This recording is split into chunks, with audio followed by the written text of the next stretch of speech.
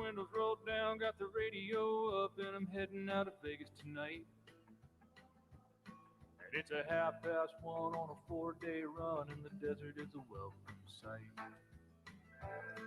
I can see you there in that dress you wear, and it's keeping my foot on the gas.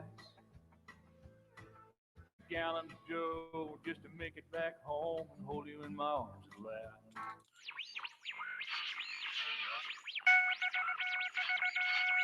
Headline edition, July 8, 1947. The Army Air Forces has announced that a flying disc has been found and is now in the possession of the Army.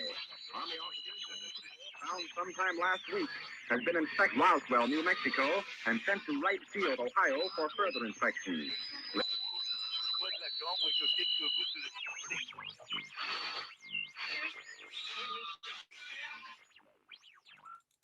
The views, opinions, and representations expressed on the K-Ghost Radio Network and its website are those of the host, guest, and participants, and they are not necessarily those of or endorsed by the network, its affiliated stations and broadcast, management, or advertisers of the network. The show is found under LJA Broadcasting Network. UFO Talk Radio can, but does not necessarily promote any particular lifestyle, belief, religion, political affiliation, or other personal practice. These shows are for entertainment purposes only, and they are not intended to treat or diagnose and or claim to cure any disease or condition, or give any medical or legal advice. All music is purchased and owned by LJA Broadcasting.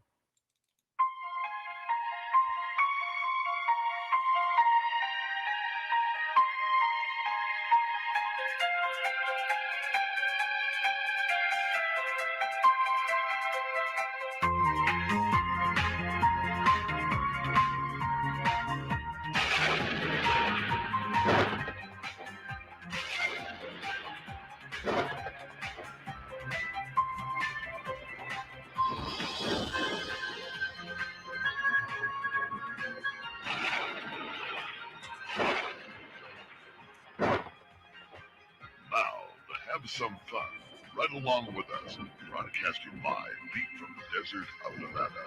Welcome to Glenn Leary Show.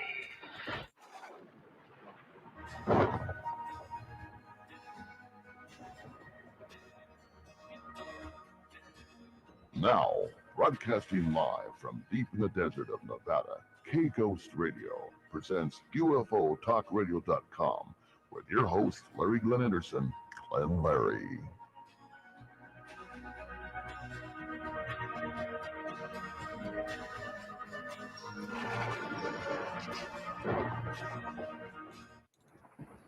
And I am Glenn Larry. Hello to my fans and friends all over the world out there.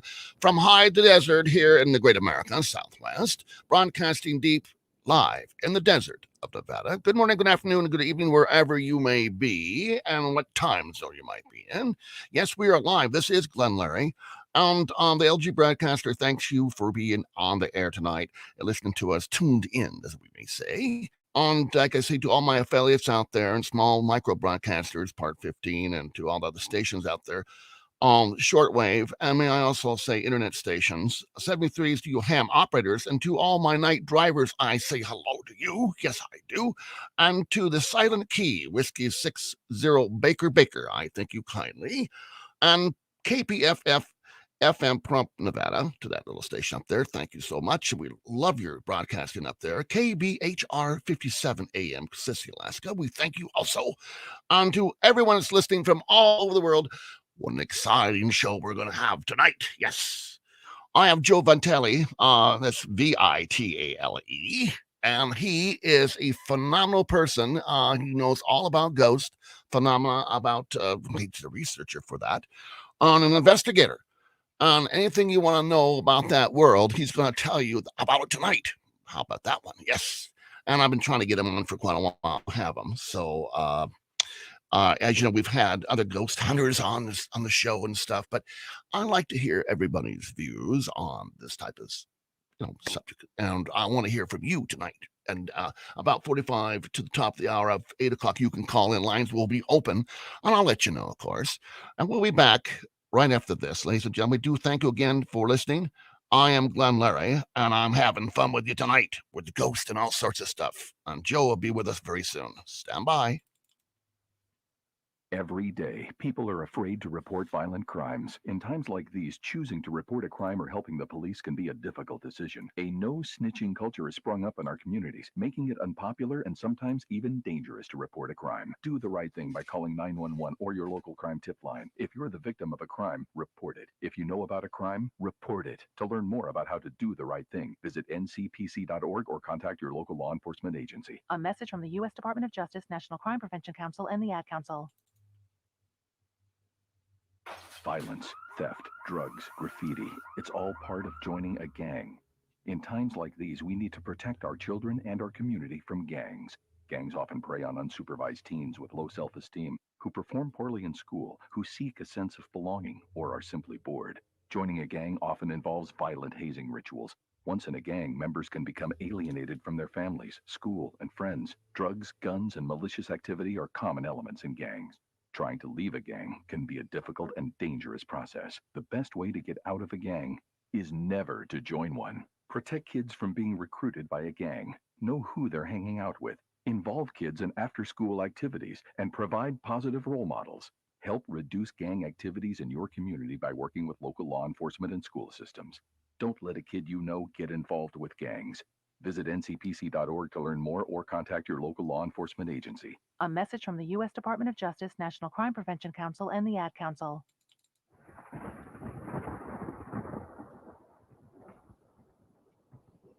And I am back, everyone. Yes. We have a gentleman on the line, Joe Vitale. And Joe, I'd like to ask you a question. And I know you're there. Are you there, Joe? I am here. Fantastic. It's kind of a spooky night. I want to hear more about all that stuff. And how did you ever get involved with, well, the paranormal, the ghost hunting, and all the investigation stuff? How long have you been doing that? So, I've been a paranormal investigator on and off for the past 27 years. Mm-hmm. What got me into the paranormal, I wasn't exactly willing to get involved in the paranormal. I lived in a home that was haunted, and I don't want to drop the D word, but we'll just say that it was a very dark haunting. Mm-hmm. And I wasn't even a teenager. I didn't understand it. And for the most part, I was brought up in a very Christian home or environment, mostly my grandmother. So ghosts didn't exist. It was all demons. It was the devil. Mm-hmm. Blame it all on the devil. Yeah. So growing up, that's what I believed. So we had these things going on in the house, and they were scary. You never felt alone. It always felt like there was something there with you. Mm.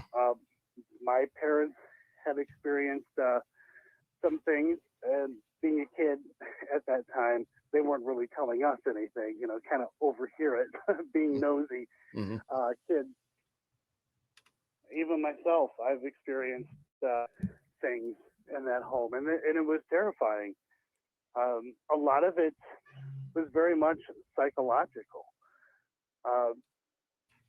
And that's kind of more of my interest with the paranormal. Of course, I love researching and investigating, but there's also that psychological aspect to it that I find very interesting, and how it affects people. Not only just how it affects people, but why? Why does it affect certain people? How come certain things happen to people and not others when they go to locations that many others have gone to? So whatever was in the house, not good. Yeah. It was very much a psychological, I guess you could say, attack, I guess, for against lack you. of a better word. Did it hurt you at all? The only time I was actually physically touched was I was actually pulled out of my bed. Oh. And that was scary. I would bid you so, yes.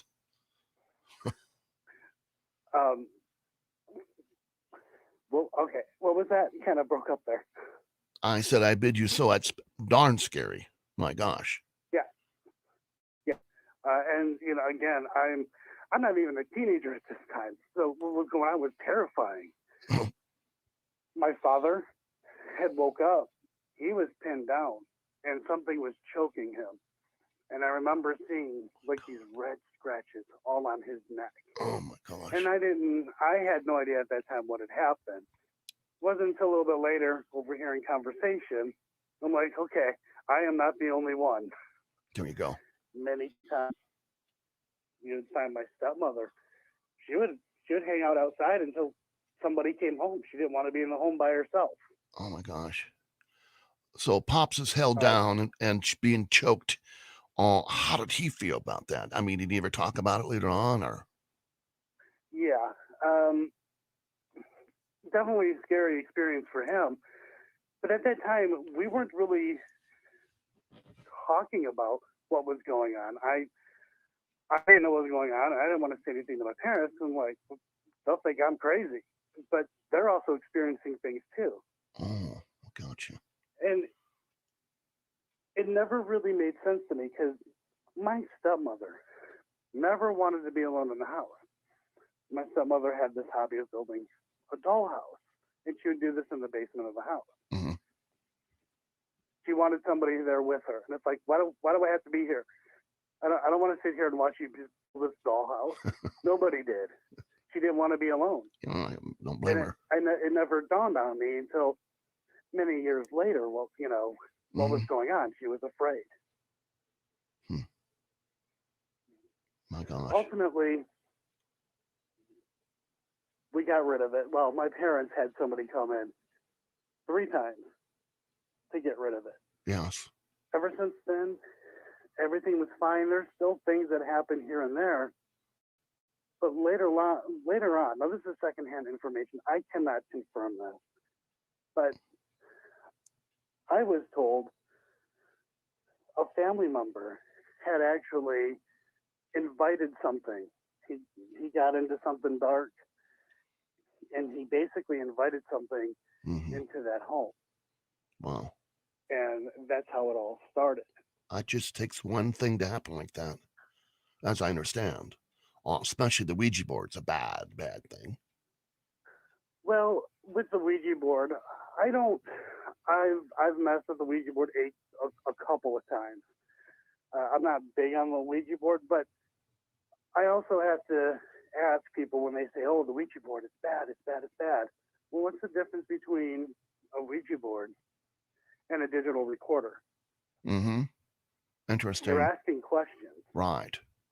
You're hoping to get an answer. Mm-hmm. Difference is one uses a planchette, the other is just sound.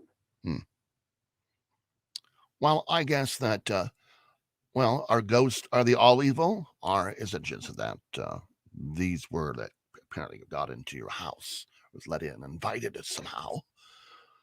I do not, the Ouija board is a communication device for psychics, what have you. It's not a game, and I really do not. Oh, actually, they should have never put it out as a game. Milton Bradley's terrible, but other places make it too, and make them, and but it to me, I shall not or do not want to be around one, and I don't use a tape recorder to get ghosts either. But those investigators use those tools. But for the layman, the kids, children, it's not a game, and that's the way I look at that. I hope you agree. Right. Yeah. So. What we do, I know a lot of people look at what we do as like, oh, it's just a hobby, just for fun, but there is an element of danger in what we do. We don't know what we're walking into. Right. We have no idea what we're communicating with. We may think, oh, we're talking to, some friendly ghost. It could be something really bad. Right. Or we may walk in and think, whatever this is really bad. But it's actually not. It's, how are they supposed to communicate with us? How are they supposed to let us know that they're around us? So a lot of times, somebody might get scratched or pushed, and they think that's an act of aggression, when really it's whatever's there may want your attention. Oh, I think television's played a lot to this, if you know what I'm saying. Yeah.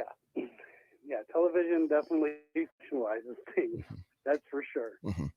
I so how does one talk to them? Just like I'm talking to you, and how now you got my attention, number one. Now how do I talk to you? Just like we are. Mm-hmm. You know, go introduce yourself. Let them know why you're there.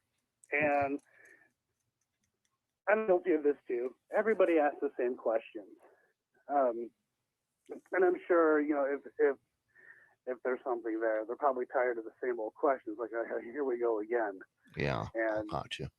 what I like to do is, you know, go in, introduce myself, introduce whoever else is with me, and yes, I will throw out some questions, the basic questions, but I will also start talking. You know, I may talk to somebody that I'm investigating with. You know, it could be about anything.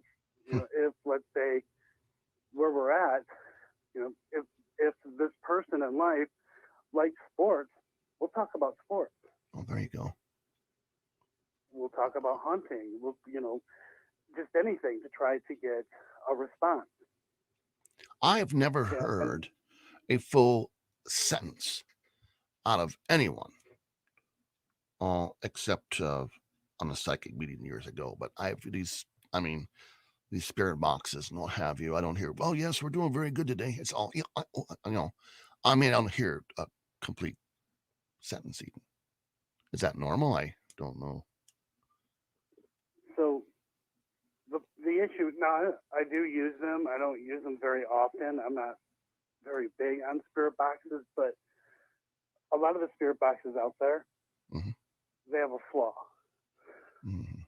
They're going through these stations so fast that at some point, the little processors inside those little ghost box, spirit boxes, whatever you want to call them, they're going to get just overwhelmed. And what you'll find is, even though it sounds like it's going through all these stations really fast, it may hang on a station and somebody might hear something that's not actually paranormal, but just something that somebody on the radio said. Yeah. And they think, you know, oh, we got communication. Right. Interesting. How do you know when you really do have communication? Has to be a direct response, and I will ask. If I think maybe there is a response, I'll ask the same question a few times to see if we can get the same response. Usually I don't. And then I'll just move on from there. But the problem is, one of the problems I see with the field is we're relying too much on all the gear, the spirit boxes, the EMF detectors, and all that stuff. EMF detectors, there's hundreds of thousands of reasons why an EMF detector will light up, will go off. And a lot of people, they get excited. Oh, hey, look, you know, this lit up. And it's like they automatically assume it's a ghost. But really, there's so many other explanations.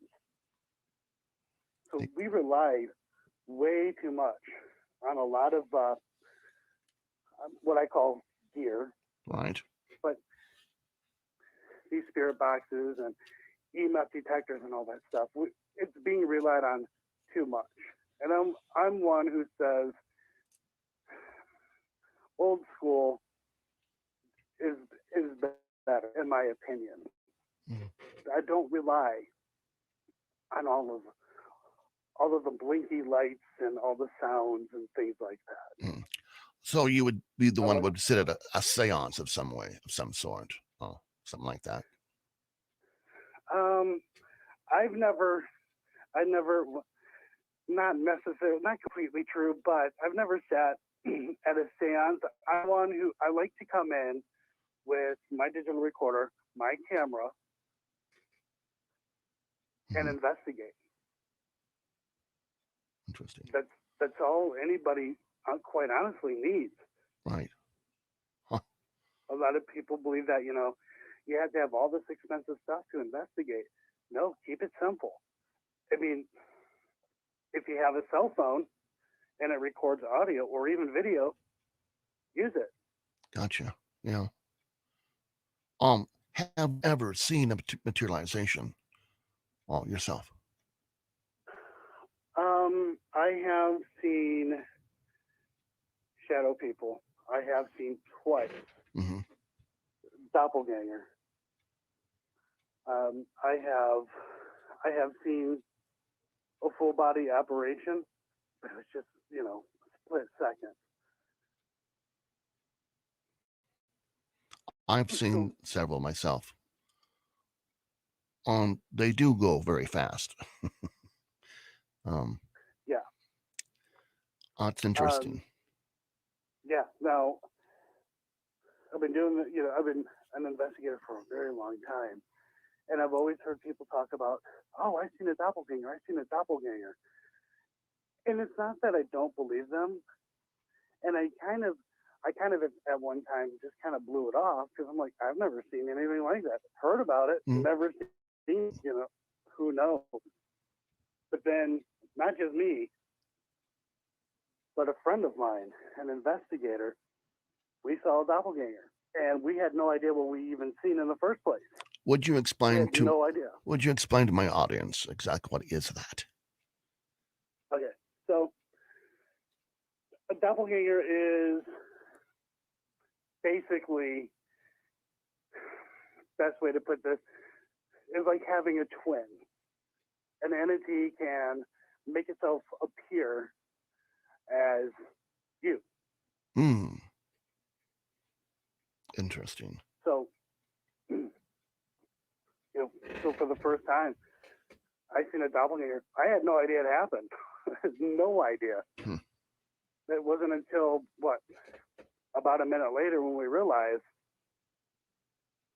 holy cow, we just seen a doppelganger. Our dam. Gary, a friend of mine, Gary Fisher, and I, we were with a group of friends as well, though. But Gary and I, we went into the tunnels of the dam.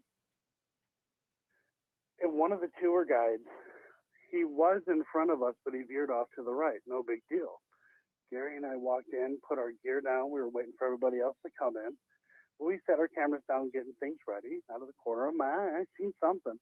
I looked over, and I'm like, oh, it's just Jeff, the tour guide, whatever. Gary's seen the same thing, and we just, got ourselves ready, and everybody else piles in. And then all of a sudden, the rest of the crew's like, hey, we hear somebody down there. And we're like, yeah. Jeff just went down there.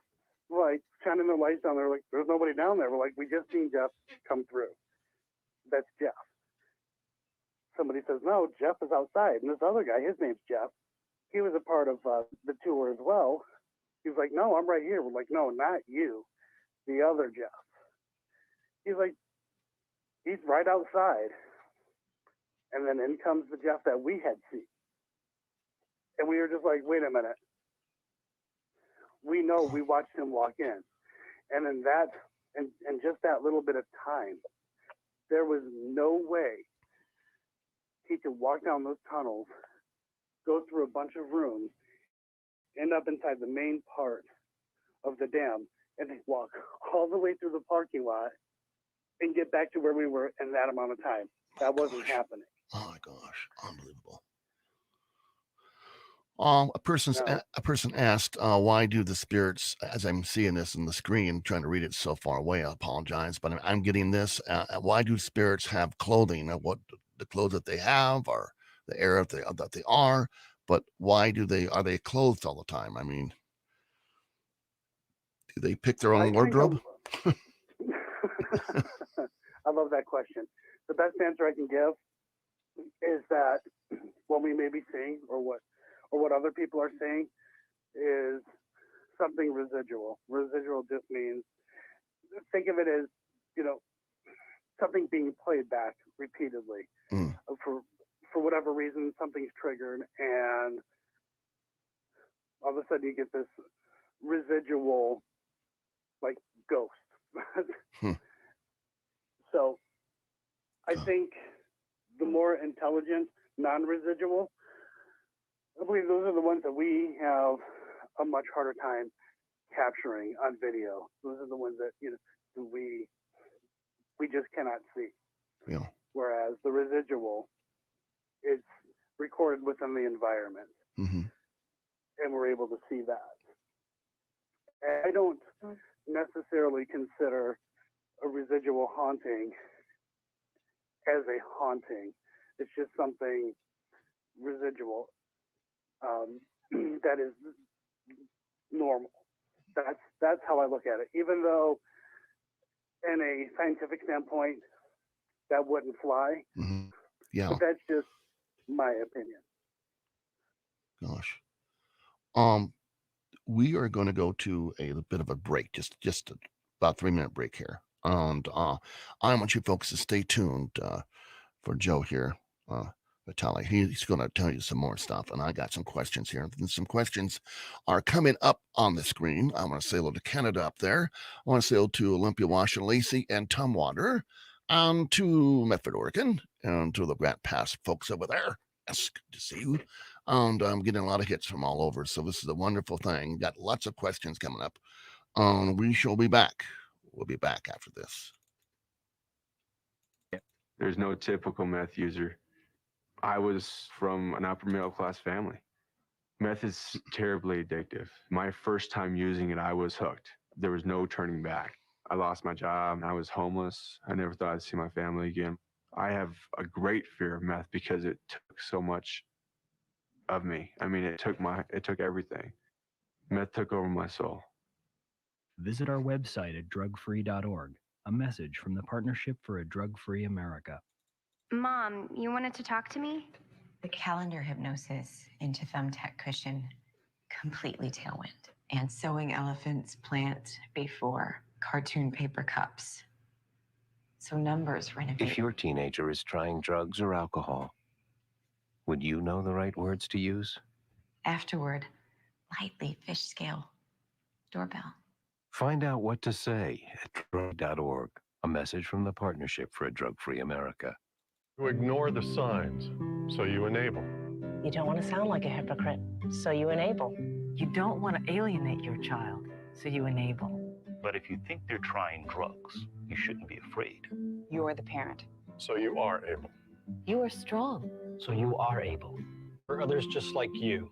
So you are able. And we can help. So you are able. Get help at drugfree.org. A message from the Partnership for a Drug-Free America.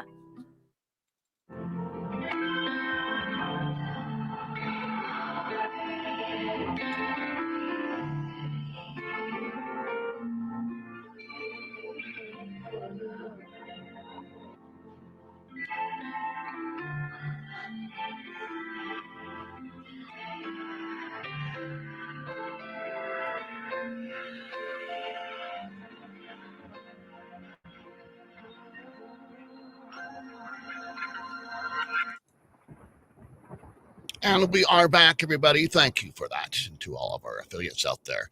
Gave you time to do your commercials. Yes. I want to say thank you to Sheldon Battery. He took care of our batteries for our RV that we travel to radio shows in. If you have any questions about batteries, especially here in Las Vegas, you get a hold of a man named Jeffrey. His number 702-362-8180. And to Carpet Tiles USA, thank you, Francis, for donating all that carpet and tile here at our wonderful studio. If you want to know about carpet and what have you, how it works, and with the best of the best and the worst of the worst, I would contact Fran at 702-265-4419. And as you know, you see Ray's Honey out there, always on my website. Click on that. It says information about honey. I take it all the time. And it does help my allergies. And Tina's Hair Extensions and Colors, thank you for the haircut. She did a great job. Great job. Always good. Ask for Tina if you have any problems with hair, want advice about hair. 702-591-0033. And we are back with Joe Vitale. Joe, are you still there? Yes, I am. Good. Hope I didn't lose you there. I saw the line button still there. Thank God. I was afraid maybe a ghost touched it, And you talk about this double whatever can look like you. If it was intelligent, I would have used that ghost to do a show with me. I mean, fast change artist type of thing. That would have been. Be great it would be great if that was possible. But for some reason, they're camera shy. Yeah, I guess they are. Now, I've seen several ghosts. I used to work at the Pioneer Saloon. Yes. In fact, I frequently go there all the time. And they have the best ghost burgers and they have the burritos are really good. And that's the Pioneer Saloon. You'll see me there all the time. Well, I don't all the time, but I touch the spirits myself in the glass. But I do have a lot of fun down there. A lot of friends, friendly place, good people. And you know about the Pioneer Saloon, how haunted that place is. Now, you've seen it on Ghost Adventures and stuff. In fact, I was in that movie, television series about at that time with the Pioneer Saloon. Oh, we see up here, we'll say hello to Neil and Barbara out of London. Good people coming up on the screen here. Oh, great. And again, Joe, so where are we at now? So you're investigating something right now. Are you running? What's going on? So right now, a couple of things are going on. We're finishing up our documentary, The Harrisville Haunting. Wow.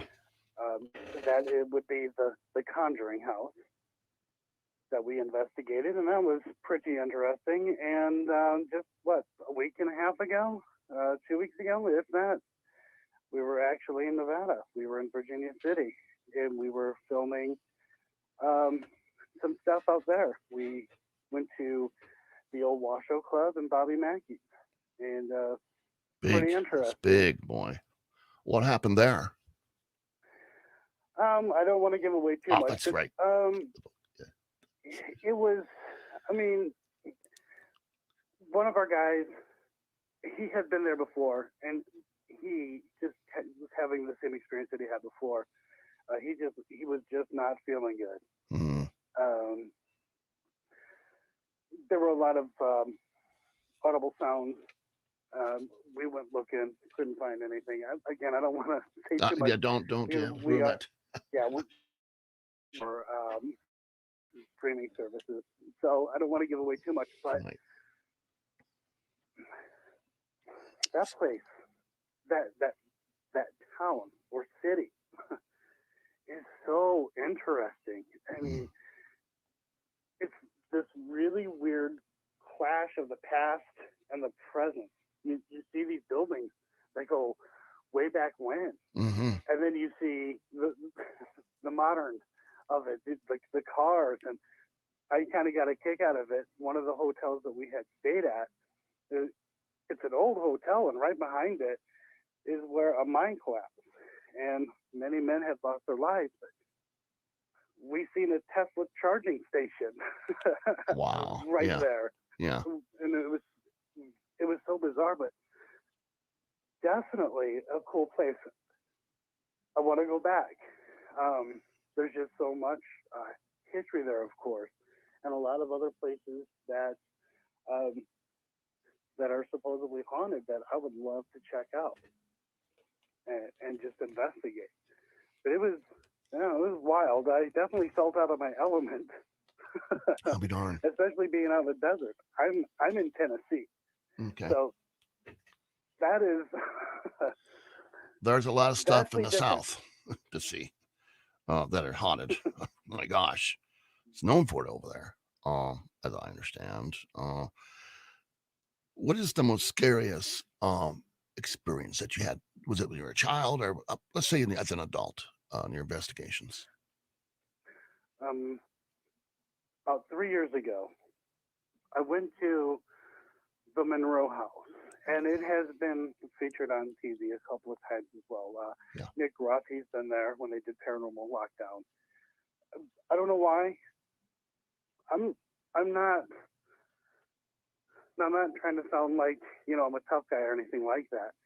I'm not afraid of the paranormal, but that, for whatever reason, that house, it raises my anxiety. and I just don't like it. And I really feel like there is something there that wants me out of there, like wants to hurt me. And a lot of other people have said the same thing. The scariest moment I had at this house and in my entire time in the paranormal as an adult was the second time I seen a doppelganger. And it was of a female that I knew. She was not with me. I went to the house. I stayed 2 days there. The first night, I investigated with a friend of mine, Eric Connor.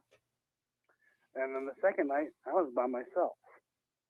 Eric and I, we heard a lot of things. We got a lot of EVPs, electronic voice phenomena. And it was very weird. That night was very weird. Eric couldn't join me the following day, so I was there by myself. We stayed up basically all night, ended up getting out, going to get some breakfast, and I come back to the house, lay down on the couch, probably 30 minutes, 45 minutes, and all I hear is this banging over my head. At first, I thought, well, it's Eric. He probably forgot something and he's locked out. And I quickly realized this is coming from over my head. So I run upstairs. I wanted to see what was going on. I didn't think that it was anything paranormal. I thought, I don't know, maybe the owner, Eddie, maybe he was in there working on something. I had no idea. But I went and I looked. Didn't see anything. Used the restroom, come out of the restroom. I walked down the hallway, and there's a short hallway off to the side that goes into what we call the Ouija board room. And out of the corner of my eye, I see something, and I look. I turn and I look, and I see the back of a female that I knew go into that room. And there was this smell. It was this cucumber watermelon smell, like that lotion. And I'm thinking to myself, okay, I am here by myself. This lady's not here with me. Do I go into the room and look? Because if I go in the room, I don't have any equipment on me. If something happens, I've got nothing. Right. So I decided to make a mad dash downstairs, grabbed but as soon as I hit that last step, open the door to the main room, I was greeted with this awful smell. It was just awful. And it just smelled like sulfur and rotting meat. I mean, it was bad. It was bad enough that it actually made me sick. Well, I wasn't going to make it back upstairs. So I made a dash outside. I ended up getting sick outside. Wow. And I stayed outside for a little bit, and it was cold. It was November. It was cold. Stayed outside for a little bit, and I went back inside. The smell, it wasn't as strong. You could like barely smell it. But that house had a completely different feeling when I walked back in. I honestly felt like I walked in to someone's home who wanted to basically like do great bodily harm to me.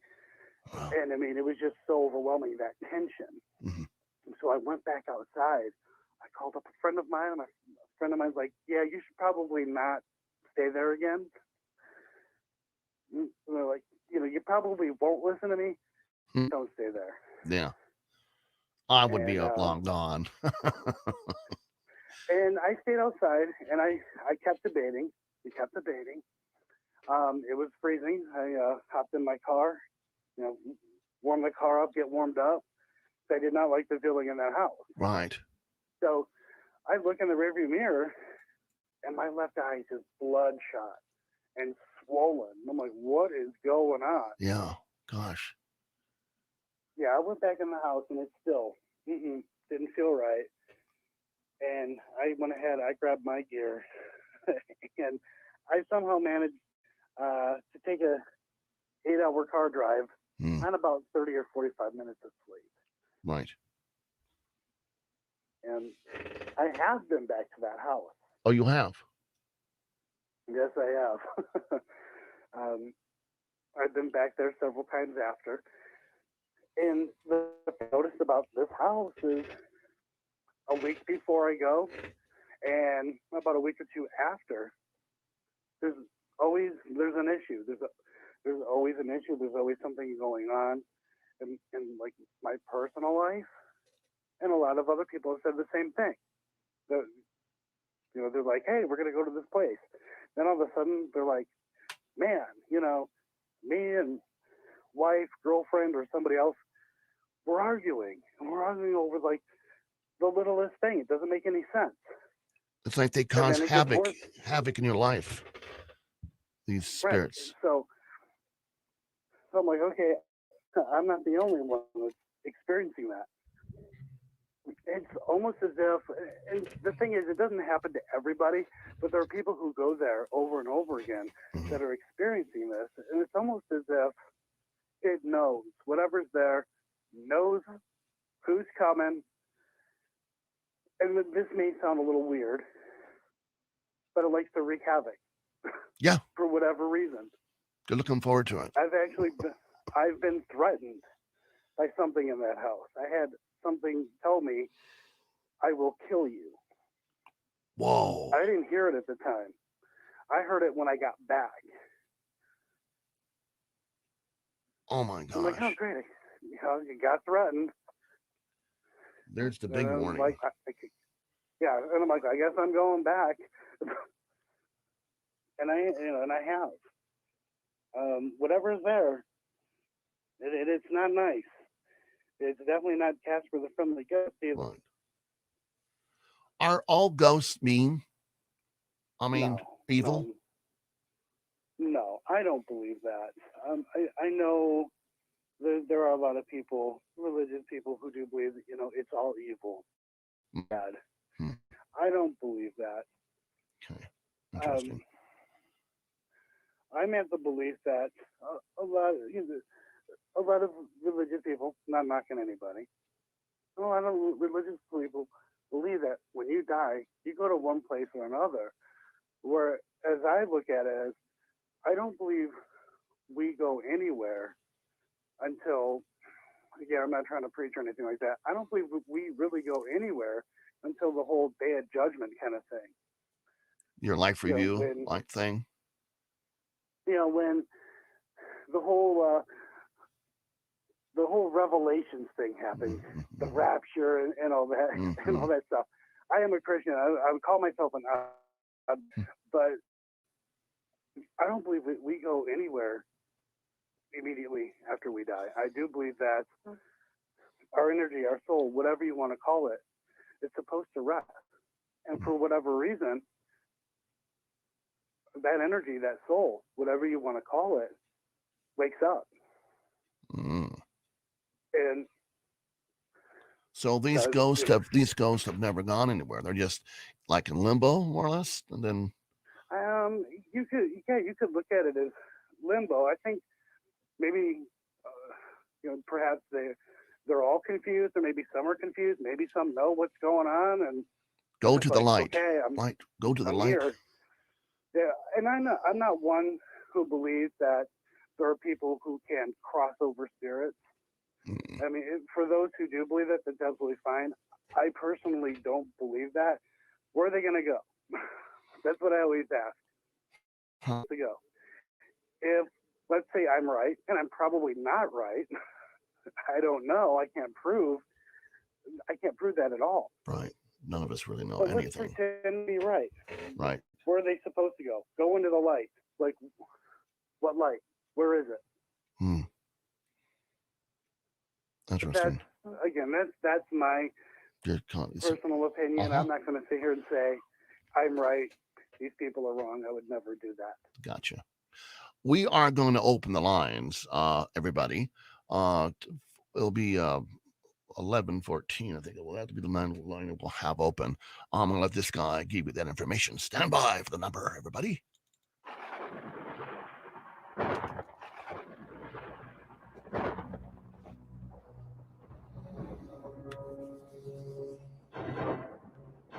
for UFO Talk Radio, the Glenn Larry Show, deep in the dark desert of Nevada.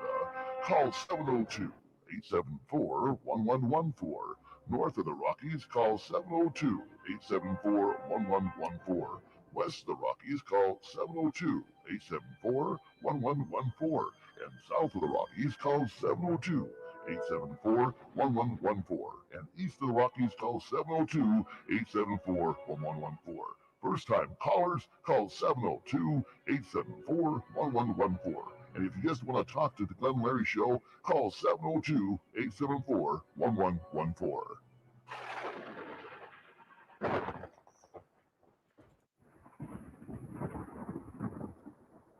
I have open line for you folks. You got that? You got the message. I'm sure you know the number.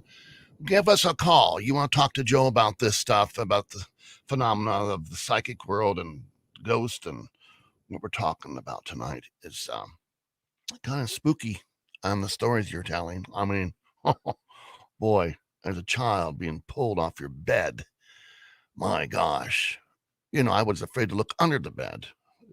If you is the joke of the Trinity? But you get that, dude? Is that what you heard? Those knocks? Was it knocks or bang? Was it four? Was it three bangs? Or how's that work? So yeah, there are investigators who believe that when they hear the three knocks, it is the knock of the Trinity, and also goes along with what demonologists believe as well. And yes, that has happened on several different occasions at different locations. Now, when we were investigating the Conjuring House, I really tried to see if I could get that to happen, because the Conjuring House, the whole story of the Conjuring House is built upon something so evil, and that there's a lot of bad information when it comes to the history of the Conjuring House. Mm-hmm. We never experienced that at the Conjuring House. I have experienced it at the Monroe House and quite a few other places. Now, I can't tell you whether or not with some of these other locations when that has happened, if it was evil or not. I don't know. But I usually tell people, because a lot of people, they like to knock to see if they can get whatever's there to mimic those knocks. And it's funny because I hear people knock and they'll knock 3 times. I'm like, do 4, please. Yeah. Do 4. Interesting. Gosh. I've heard that knock. Scary. Oh, now wake me up out of a dream or something. I hear that. And it doesn't happen often, but it has happened. I see them passing right through my house sometimes. Out of corner of my eye, just walking through. I live in a very, very, very haunted town, more or less. It's Good Springs, Nevada. Beautiful town, but there's a lot going on up here, a lot of activity, and especially down at the saloon. They have lockdowns there also. But yeah, me going to a lockdown, no. I won't do that. I don't want anything following me home. And they can do that, correct? It is. It's so rare, though. I do hear people who say, hey, I had something follow me, home from this location. And then a week later, they go elsewhere, and it's the same thing. Hey, something follow me home. Like, dude, man, you're a magnet. Either that or, maybe there's a little storytelling going on there. Mm-hmm. It can happen. Mm-hmm. I mean, it has happened to me. Usually what happens, though, is I'm like, oh, great, someone follow me home. Give it a couple of days, it'll go away. And that's usually what happens. Because it can't. And I don't, They can't exist in their own non-environment where they're from, or is that maybe what it is? Or I'm not exactly sure why they attach themselves to somebody and may just kind of fade out and leave. I do believe that this is when the whole psychology kind of comes to play. I'm not a psychologist by no means, but there are certain people who seem to attract certain certain entities or spirits. I could go to a location and investigate it, and it could be so quiet. Maybe some sounds here and there, but quiet. But I could go back with different people, and then all of a sudden, for whatever reason, somebody's experiencing a lot of things, and a lot of things are happening. Take some people out of that equation, and then everything just kind of flatlines and it's quiet. You bring them back in, and for whatever reason, it ramps up. I really do believe that a lot of activity that does happen has more to do with people. It's just something about maybe their energy or something that's going on in their life that is attracting spirits, whatever you want to call them. They're just attracted to them, and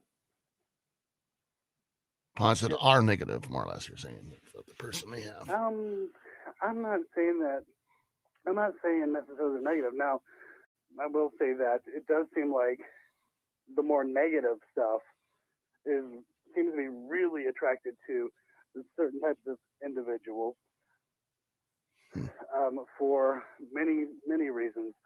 I have noticed, I'm not a psychologist, I am not a doctor, but I do investigate with a lot of people who have PTSD, people who have anxiety issues, and some other things. But they come to these places and they seem to be more affected than anyone else. And I find that very interesting. And one of the things that we're doing with filming this other show, the PRU Case Files, is we're looking more into the psychology of the paranormal and how it affects people and try to figure out why this is happening. So it's very, very interesting to me how people are so affected differently.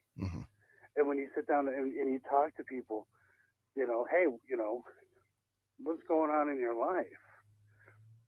What's going on in your head? What's going on? And I'm not saying that in a negative way. Right.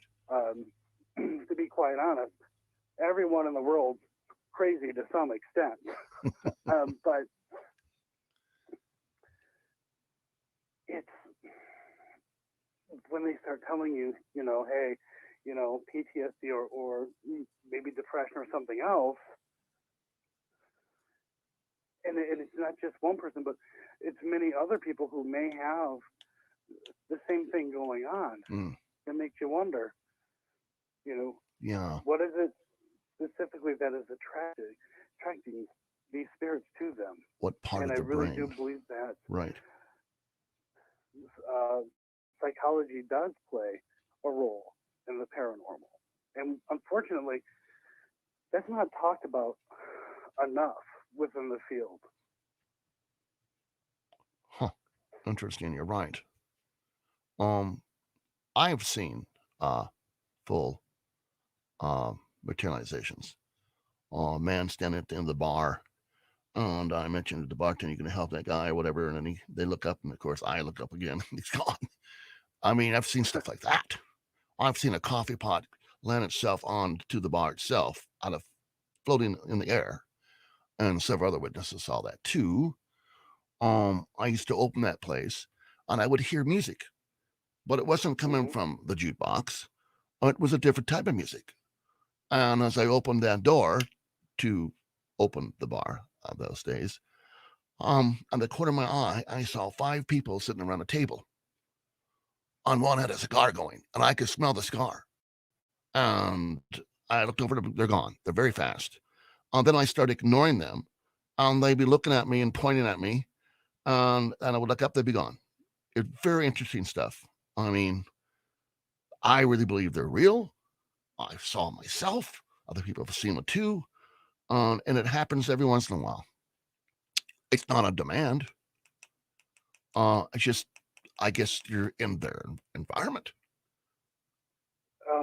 Smells and music, I believe, are very powerful tools to use in the paranormal. I love going to places and trying to figure out what kind of music did they listen to, what was the big thing in their time, and try to play music that hopefully they enjoyed right at that particular time, and it seems to help stir some activity up. I'll be darned. Same thing with that's interesting. A place that I would go to, and I would offer a cigarette. I'd light up a cigarette, like here you go, and we would get responses. No, nothing ever actually smoked cigarettes out of thin air, but we would hear a response such as "Thank you," or a shot of whiskey. Right. You know, it's right. We've done that before. A location that I was at, I was with a friend of mine. It was actually a couple of us. We all got together. Again, this was at Hales. But it was only me and this other guy, Alex Bob. And we're sitting in the middle of the tunnels at the dam. There's no power inside the dam at that point in time. There's absolutely no power. And at first, we thought we heard a telephone ring. We're like, what the heck? We heard it a second time. Wow. Still a little confused for a third time, but it was a much longer ring. Well, we went looking for the source, and we had told the people who were running the whole haunted tour thing about that. Well, we heard like a bell or a telephone, and I actually captured this. I do have this on video. Oh, great! And really, where did this come from? Well, I went back there. I went to I've been to Hales Bar Dam so many times. It's crazy, but I went back a week later, and one of the tour guides said, "That bell you heard? I'll show you where it's at." He took me to where the bell was. He pointed out that bell was 30 feet in the air. There's no power. Wow. How that bell ring is beyond me. Yes. I have no idea. Oh, they love electronics. Oh, they love to play with electronics and whatever, And what I found was whatever is there loves to mimic equipment. Wow. I don't use a REM pod. And REM pods have this distinctive sound. So I'd hear a REM pod go off. Mm-hmm. I'm like, well, I'm here by myself. I don't have a REM pod. What's going on? A person's asked me, what is the devil's hour? Devil's hour. Devil's hour? Yeah. Is that 3 o'clock? It's basically like the witching hour. It is the opposite time at which people believe that Christ was crucified. So, or I believe it was he died. So, I guess I'm not sure, but at 3:30, Jesus passed away on the cross. At 3 a.m., which is the opposite, it would be the devil's hour. I don't buy into that time of night where things are supposed to like really ramp up and the veil's really thin at that point in time. I have found no evidence of that whatsoever. Right. But that is the belief. And it's funny that that's brought up because I'm working with and part of Devil's Hours production. Okay. I just came up on that did come up here on my screen, by the way. We're coming up to top of the hour, which we're going to end the show, of course, and darn it, but we'll have you on again, Joe. How can they get a hold of you and give them a email address or something or a webpage? Go ahead. Well, you can find me on Facebook. You can find me on YouTube as well. It's Entity 7 Films, real easy as well. Email, my first name, nothing capitalized, Joe, Vitale, 78 at yahoo.com. Fantastic. We sincerely want to thank you for being on, and we shall have you back. All right. All right, buddy. So much more to talk about. There is, and I want to keep them hanging of that one. Trust me, I only got an hour here. So, again, thank you so much, my friend. Be well, be safe, and say the prayers before you go in. That's what I will do. Okay, for sure. Thanks again, Joe. Be well. Thank you.